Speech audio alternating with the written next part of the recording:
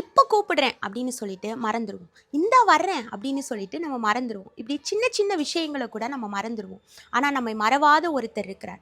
அவர் நம்மை உள்ளங்கைகளில் வரைந்து வைத்திருக்கிறாராம். இன்னைக்கு எல்லாரோட உள்ளங்கையிலையுமே ஒரு மொபைல் ஃபோன் இருக்குது. உலகமே இந்த மொபைல் ஃபோனுக்குள்ளே வந்துருச்சு. அடிக்கடி டைம் பார்க்கணும், இல்லை யாராவது மெசேஜ் பண்ணியிருக்காங்களா, கால் பண்ணியிருக்காங்களா, நம்ம அடிக்கடி நம்ம உள்ளங்கைகளை பார்ப்போம்.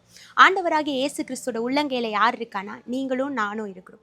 அவர் நம்ம பார்க்கிறார், நம்ம நினைக்கிறார், நம்மளை எப்போவுமே பாதுகாத்துட்டு இருக்கிறார். அப்போ யோசிச்சு பாருங்க, இந்த உலகமே இந்த உள்ளங்கைக்குள்ள இருக்கு அப்படின்னு ஒரு சின்ன மொபைல் ஃபோனை நம்ம அடிக்கடி பார்க்க. ஆண்டவராகிய இயேசு கிறிஸ்துவுக்கு நம்ம தான் உலகமே. அதனால நம்ம அடிக்கடி அவர் பார்த்துட்டே இருக்கார். அப்போ பாருங்க, நம்ம எவ்வளோ ப்ரெஷியஸான ஆட்கள். நிறைய பேர் சொல்றீங்க, என்னை மறந்துட்டாங்கங்க, என்னோட பிளட் ரிலேஷன் என்னை மறந்துட்டாங்க, ரொம்ப நெருங்கி இருக்கிறவங்க என்னை மறந்துட்டாங்க, என்னை நினைக்கவே மாட்டேங்கிறாங்க அப்படின்னு நீங்கள் சொல்கிறீங்களா?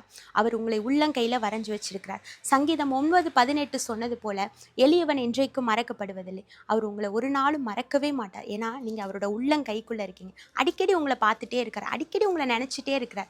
நீங்கள் மற்றவங்க மறந்துட்டாங்க, என் சொந்தக்காரவங்க என்னை மறந்துட்டாங்க, என் சொந்த தாய் தகப்பன் மறந்துட்டாங்கன்னு நீங்கள் ஒருபோதும் கவலைப்பட வேணாம். உங்களை மறவாத ஒரு தேவன் இருக்கிறார், உங்களை நினச்சிட்டே இருக்கிறாரு. God bless you.